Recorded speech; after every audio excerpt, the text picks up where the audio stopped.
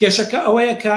مەسەلەی بزوتەوە چەکداریەکان دەمێکەیە تەواو بووە و ناتوانێت ئاڵوگۆڕێک لە تەوازنی هێست دروستکە و ناتوانێت دەوڵەتە مەرکەزیەکان ناچار بکە بەوەی کە ئەم هێزانە لە هینا بەشدار بن. ئەخیر بە بڕوای من یعنی من پێمان تەعریف لە ڕووی مێژوویەوە بزوتنەوەی چەکداری بزوتنەوەی گەریلایی و پێشمەرگەیی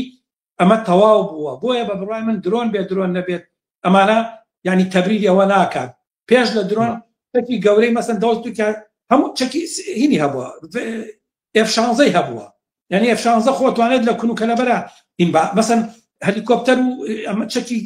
ینی شەڕکەری مهمی هەبووە. ساڕۆکمان نییە کە باڵێن ئەمە لەبەرێک کە درۆن هاتووە تەکنۆلۆژیای زیرەک هاتووە تەکنۆلۆژیای زیرەک دەمێکە هەیە. بە بڕای منەوەی کاڵوگۆڕێکی دروستکۆ لەم بەتایبەتی لە دوای شەڕەکانە مەسەلەی درۆنەکانە درۆنە مەسەن پەکەکەڵ ئێمەش درۆنمان هەیە درۆنی پەکەکەش خۆ کێشەی بۆ تورکیا بۆیە من پێماوە بەڕاستی تەبریرێکی بەقوت نییە تەبریرەکەوەیە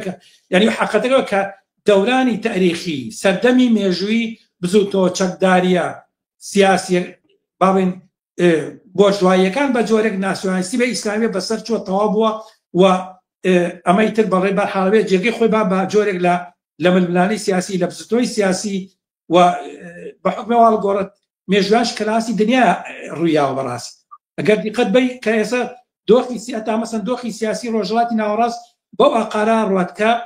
مەسەن ترامپ لەگەڵ جولانی دانیشێت دوێنێ $10 ملیۆن دانا بۆ سەری جۆرانی ئێستا تەوقەی لەگەڵاکە و پێشوازی لەیەک